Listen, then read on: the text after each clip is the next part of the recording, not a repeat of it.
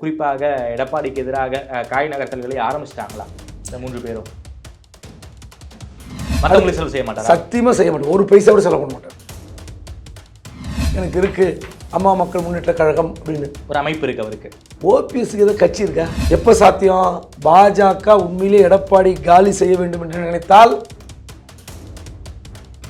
உண்மையிலே தில் இருந்தா அதிமுக எதிர்க்க எடப்பாடிக்கு எதிர்க்க ஒரு கேண்டிடேட் போட்டு ஜெயிக்க வைக்கிறேன், இந்த திராணி இருக்கணும். அதுதான் அரசியல். எதிரும் புதிரமா ஒரு சந்திப்பு, அது ஒரு சந்திப்பா? நான் கேட்குற உண்மையிலே சசிகலா எல்லோரும் ஒன்றிணைய வேண்டும். இது என்னங்க அது பம்மாத்த அரசியல்? இல்லை சார், ஹபீபுல்லா ரோட்ல இருந்து போய்ஸ் கார்டனுக்கு மறுபடியும் போகிறாங்க. மறுபடியும் போய்ஸ் கார்டன் வந்து ஒரு அதிகார மையமாக மாற்றக்கூடிய பிளானில் இருப்பதாகலாம் செய்திகள் வந்து ரசிகர்களை நம்பி மட்டுமே கட்சி அரசியலை ஆரம்பிச்சிருக்காரா? இந்த குழந்தை கதை இதெல்லாம் சொல்லக்கூடாது. அரசியலில் எல்லாம் ஒன்று தான்.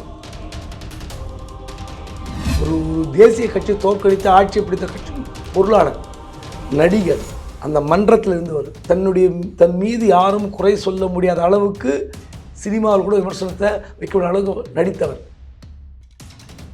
பயணத்துக்கு தயாராகி கொண்டிருந்த போது அவங்க அப்பா ஒரு சிறு தவறு செய்து விட்டார், எஸ் சந்திரசேகர். அவரை கையில் வைத்து கொண்டிருந்தால் கூட நான் பாராட்டுவேன். ஏன்னா தமிழ்நாடு முழுவதும்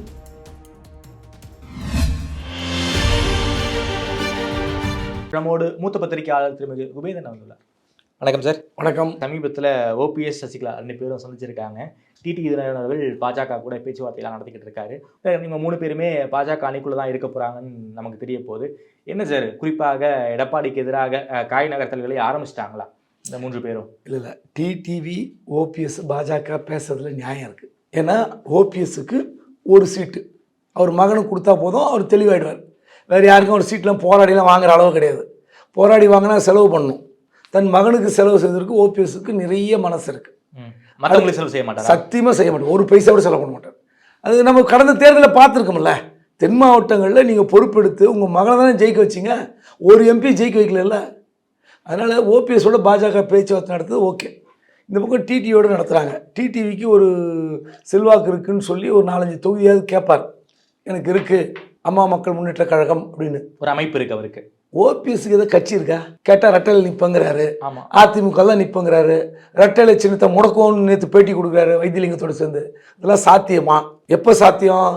பாஜக உண்மையிலே எடப்பாடி காலி செய்ய வேண்டும் என்று நினைத்தால், மீண்டும் அந்த வழக்கை தூசி தட்டி எடுத்து கொண்டு போனால் கடைசியில் யார் அசிங்கப்படுவாங்க? சண்டிகரில் ஒரு மேயர் தேர்தலில் பார்த்துருக்குறோம். உச்சநீதிமன்றமே இவ்வளோ கடும் கண்டனம் தெரிவிச்சிருக்கு. வீடியோ ரெக்கார்டிங்கில் திருத்துறாரு இந்த ஸ்லிப்பை. ஒரு மேயர் தேர்தலில் இவ்வளோ கேவலப்பட்ட கட்சி பாஜக. இந்த அதிமுக விவகாரத்தை மீண்டும் கையில் எடுத்து இரட்டை இலை சின்னத்தை முடக்குகிற பணியில் செய்தால் பாஜக தமிழ்நாட்டில் எப்படி இருக்கும்? ஒவ்வொரு அதிமுக தொண்டன் என்ன நினைப்பான்? அதனால் ஓபிஎஸ் உளறுகிற உளறல் இருக்குல்ல, உச்சபட்ச உளறல்.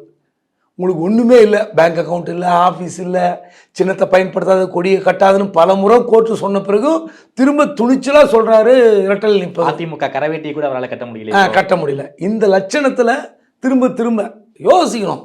உண்மையில் தில் இருந்தால் அதிமுக எதிர்க்க எடப்பாடிக்கு எதிர்க்க ஒரு கேண்டிடேட் போட்டு ஜெயிக்க வைக்கிறேன், இந்த திராணி இருக்கணும். அதுதான் அரசியல். நீங்கள் பாஜக கையில் வச்சுக்கிட்டு ஒரு பெரிய அசுர பலத்தை கொண்ட தேசிய கட்சியை கையில் வச்சுக்கிட்டு எத்தனை காலத்துக்கு உருட்டிட்டு இருப்பீங்க? இது ஒன்று. சசிகலாவுக்கு என்னங்க இருக்குது? ரோலே கிடையாதுங்க அந்த அம்மாவுக்கு. அந்த அம்மா எப்படி உங்களுக்கு பாஜகவோட பேச்சுவார்த்தை கேள்வியே தப்பு. TTV OPS okay. சசிகலா யாராவது சசிகலா கூட இருக்காங்களா? சமீபத்தில் ஓபிஎஸ் போய் பார்த்துருக்காரு. என்ன பார்த்தாங்க? மலர் வளையம் வைக்கிற இடத்துல பார்த்தாங்க. எதிரும் புதிரமா ஒரு சந்திப்பு, அது ஒரு சந்திப்பா? நான் கேட்குற உண்மையிலே சசிகலா உண்மையிலே ஒரு அரசியல் ஆசை இருந்திருந்தால் முதல்ல யாரை கூப்பிட்டு பேசியிருக்கணும்? தன்னுடைய சொந்த சகோதரி மகன் டிடிவி கூப்பிட்டு பேசியிருக்கணும். சொந்த சகோதரி மகனை ஏற்பதற்கு உங்களுக்கு மனசு இல்லை. டிவி நடத்துறீங்க ஜெயா டிவியில், அந்த டிவியில் அவர் டிடிவி நியூஸை காட்டுறதுக்கு மனசு இல்லை. உண்மையா இல்லையா? ஜெயா டிவியில் டிடிவி தினகரன் செய்தி வருகிறதா? அப்போது நீங்கள் வளர்த்த பையன், உங்களால் செல்வாக்கு உயர்ந்தவர், உங்களால் எம்பி ஆனவர், உங்களால் பொருளாளர், அவர் உங்களை ஒரு கின்னஸ் ரெக்கார்டில் கூட்டின்னு வந்தவர். பெங்களூர் ஜெயிலேருந்து சென்னைக்கு 26 மணி நேரம் ஒரு ரோட் ஷோ காமிச்சவர் டிடிவி. அந்த டிடிவியுடைய செய்தியை இருட்டடிப்பு செய்கிற இடத்துல இருக்கிற சசிகலா. நீங்கள் என்ன மைக்கை பிடிச்சிட சொல்கிறீங்க?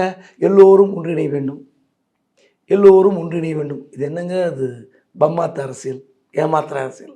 பார்க்குற சிரிக்க மாட்டேன்னா? ஓகே, போய்ஸ் கார்டனும் கற்பகம் கார்டன்ஸும் பேசிக்கிறதே கிடையாது. ஏங்க ஏதாவது நான் கேட்குறதுக்கு நீங்கள் மறுப்பு சொல்லுங்கள். டிடிவியும் சசிகலாவும் சந்தித்து பேசினார்கள், அப்படிதான் செய்தி இருக்கா? இல்லை இல்லை. சரி, ஜெயா டிவியில் டிடிவி சம்மந்தமாக செய்தி வருதா? இல்லை. அப்போது நீங்கள் உங்கள் சொந்த அக்கா மகன் நடத்துகிற அந்த கட்சி செய்தி கூட காட்ட முடியல. அவர் பொதுவான மனிதர்னு வச்சுப்போம், அரசியலில் இருக்கார். ஓகே. இப்போது சன் டிவி காட்டாம விட்டாங்கன்னா கூட சொல்லலாம், நீங்கள் ஏதோ ஒரு ஆளுங்கட்சி டிவி காட்ட மாட்டாங்கன்னு சொல்லலாம். அதில் கூட ஒரு டிடிவி செய்தி வருது. ஆமாம். இப்போ ஜே நியூஸில் காட்டலன்னா எடப்பாடி கட்சி டிடி தினம் பிடிக்கலாம். ஜேஎன்டியில் காட்ட மாட்டேறீங்களே, அப்புறம் நீங்கள் எப்படி வந்து எடப்பாடி ஒன்றிணைய வேண்டும், ஓபிஎஸ் ஒன்றிணைய வேண்டும், எல்லாரும் ஒன்றிணைக்கிற பணியில் நான் இறங்கி இருக்கிறேன், பேட்டி எல்லோரும் ஒன்றிணைக்க நான் செயல்படுகிறேன்னு. அதனால் சசிகலாவுக்கு எந்த ஸ்டாண்டும் கிடையாது. சும்மா ஏதோ சொல்லிட்டு இருக்க வேண்டியதான். பாரத ரத்னா கொடுத்த அத்வானிக்கு வாழ்த்து, அதை கொடுத்த பாஜகவுக்கு வாழ்த்து, மோடிக்கு வாழ்த்துன்னு போய் சாஷ்டாங்கமாக காலில் விழாத குறையாக இருக்குது சசிகலா அவர்கள் செய்வது. மற்றபடி அரசியலுக்கும் அவருக்கும் ஒரு சம்மந்தம் கிடையாது. இல்லை சார், ஹபீபுல்லா ரோட்ல இருந்து பாய்ஸ் கார்டனுக்கு மறுபடியும் போகிறாங்க. மறுபடியும் பாய்ஸ் கார்டன் வந்து ஒரு அதிகார மையமாக மாற்றக்கூடிய பிளானில் இருப்பதாகலாம் செய்திகள் வந்துகிட்டு இருக்கு. அதெல்லாம் ஒன்றுமே இல்லைங்கிறீங்களா நீங்கள்? முதல்ல சொந்த குடும்பத்தை இழுத்து பிடிக்கிறதுக்கு ஒரு திராணி வேண்டும், சக்தி வேண்டும், உறவு வேண்டும். சொந்த குடும்பத்தை இணைத்து பிடிப்பதற்கு உங்களால் முடியல. டிடிவி அரவணைக்கிற மனப்பான்மை இல்லை, அப்புறம் எங்கள் மற்ற கட்சிக்காரனை அரவணைக்கிறது? நான் கேட்குறது யதார்த்தமாக கேட்குறேன். நீங்களே டிடிவி வந்து இந்த அதிமுகவுக்கு சம்மந்தம் இல்லை, எனக்கு சம்மந்தம் இல்லைன்னு சொல்லுங்கள். கேட்பாங்களா இல்லையா மக்கள்? இதெல்லாம் பார்ப்பாங்கள்ல. அரசியலில் கவனிக்கிற எல்லோருக்கும் இந்த கேள்வி எழுதா இல்லையா? சரி, ஓபிஎஸ்ஸை கூப்பிட்டு ஒரு பொதுவான இடத்துல சந்திப்பதற்கு ஏன் அந்த அம்மாவுக்கு மனசு வரல? நடு ரோட்டில் பார்க்குறதா சந்திப்பா? அந்த அம்மாவுக்கு இவங்கெல்லாம் ஒன்றுமே கிடையாது.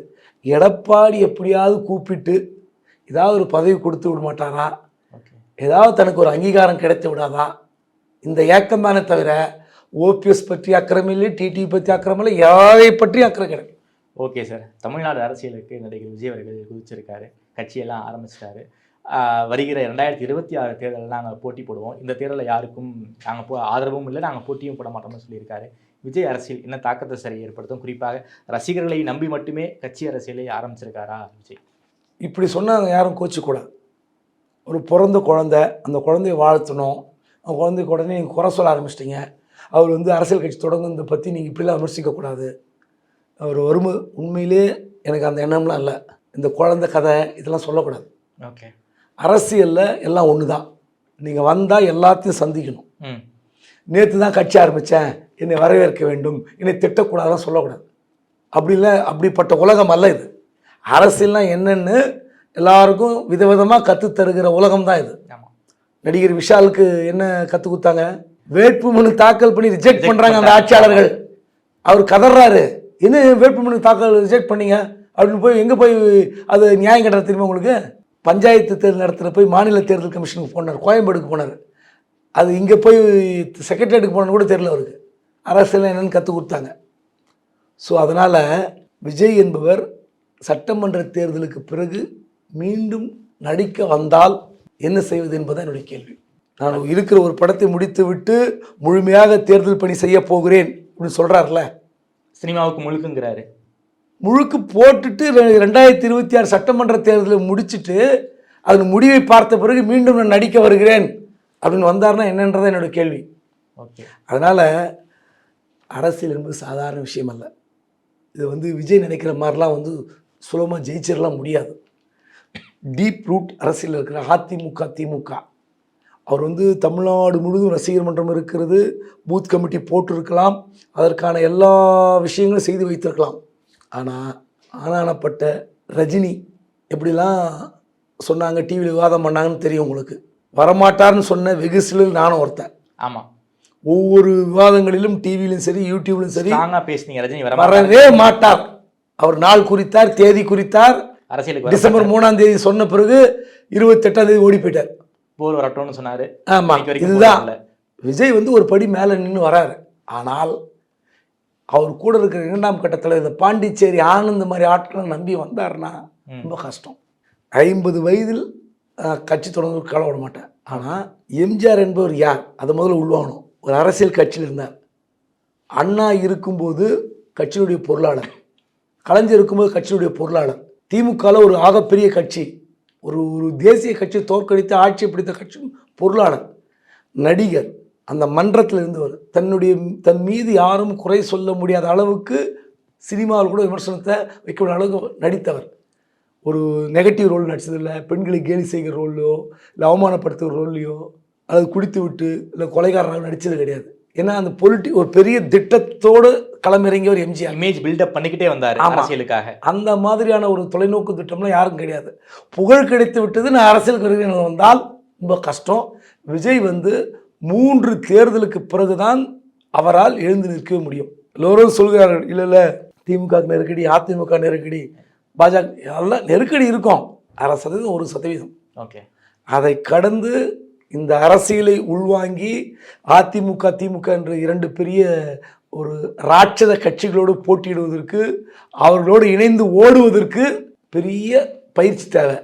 அந்த பயிற்சி முதலில் விஜய் பெற வேண்டும் என்று வாழ்த்துகிறேன். சார், அதாவது விஜய்க்கு ஒரு மிகப்பெரிய பயிற்சி தேவைன்னு சொல்கிறீங்க. உடைய ரசிகர்கள் உடைய ஆன்லைனில் பண்ணுறக்கூடிய அட்ராசிட்டியை பார்க்கும்போது நமக்கே சிரிப்பு வருது. சிஎம் உடைய இன்ஸ்டாகிராம் ஹேண்டிலில் போயிட்டு மிரட்டுற துணியிலலாம் பேசுகிறாங்க. இன்றைக்கி வரைக்கும் ரசிக மனப்பான்மையிலிருந்து ரசிகர்கள் இன்னும் வரவே இல்லை. குறிப்பாக அடுத்த ஆட்சி நாம தான் அப்படிங்கிற அளவுக்கு முதல்வருக்கே சவால்கிற அளவில் கமெண்ட்ஸில் கமெண்டெல்லாம் போட்டுக்கிட்டு இருக்காங்க. இதுவுமே நம்ம சர்க்கார் என்ன சார், இப்போ அரசியல் என்பது ஒரு காமெடி ஆகிட்டு இருக்கா? இந்த கூடிய தொடர்ச்சியாக நடிகர்கள் எல்லாம் அரசியல் வந்துட்டு இருக்காங்க, ரசிகர்கள் எல்லாருமே அரசியல் பேச ஆரம்பிச்சிட்டாங்க. இதெல்லாம் பார்க்கும்போது ஒரு காமெடியாக இருக்குது. உண்மையில் நடிகர்கள் அரசியல் என்பது காமெடியா சார்? 100க்கு 100 காமெடி தான். நான் முதல்ல சொன்னதான், 2026 சட்டமன்ற தேர்தலுக்கு பிறகு நான் மீண்டும் நடிக்கப் போகிறேன் என்று சொன்னால் அது பேர் என்ன? அது காமெடி தானே? அது காமெடி தானே நான் சொன்னது? உண்மை தான் நடக்க போகுது. ஆனால் இந்த ரசிகர்களை கட்டுப்படுத்த முடியாது. அவருடைய இயற்கை சுபாவம் அது. ரஜினி 96 தமாக திமுக கூட்டணி ஆதரிக்கும் போது அவர்கள் பண்ண கூத்துலாம் நம்ம பார்த்தோம். அதிமுகலாம் கொடி புஷ்னு போனாங்க. உங்களுக்கு நீங்கள் பழைய செய்தியில் எடுத்து பாருங்கள். அதிமுக பிரச்சாரம் ரஜினி மன்றம், அவர் இந்த திமுக பஞ்சாயத்து பண்ணுறது பெரும் பாடாக போச்சு. ஓகே, அடிச்சுப்பாங்க மேடையில். இப்போ ஒரு தொகுதியில் பேர் போடும்போது ரஜினி ரசிகர்கள் போட்டு 2 பேர் போட்டு அடிச்சுப்பாங்க. என் பேர் போடல, உன் பேர் போடல. மண்டை உடஞ்ச காட்சிலாம் இருக்குது. தூத்துக்குடி, கள்ளக்குறிச்சி செய்தி எடுத்து பாருங்கள், பழைய செய்தி அடிச்சு பாருங்க, கூகுளில் வரும். இந்த ரஜினி ரசிகர்கள் பஞ்சாயத்து செய்யறதுக்கே திமுக பல நேரம் தேவைப்பட்டது. அதனால் விஜய் ரசிகர்கள்லாம் ஒவ்வொரு ஊரில் 2 கோஷ்டி இருக்கும். அரசியல்லாம் அதுதான். ஆமாம், எந்த கட்சியாக இருந்தாலும் நீங்கள் இவரெல்லாம் நேரடி அரசியலுக்கு வரும்போது தான் யதார்த்தங்கள் புரியும், களம் புரியும். அதுதானே நீங்கள் என்ன ஒன்றா சொல்லலாம், ஊழலற்ற பிளவுவாத அரசியல்லாம் நான் கொடுப்பேன்லாம் சொல்லலாம்.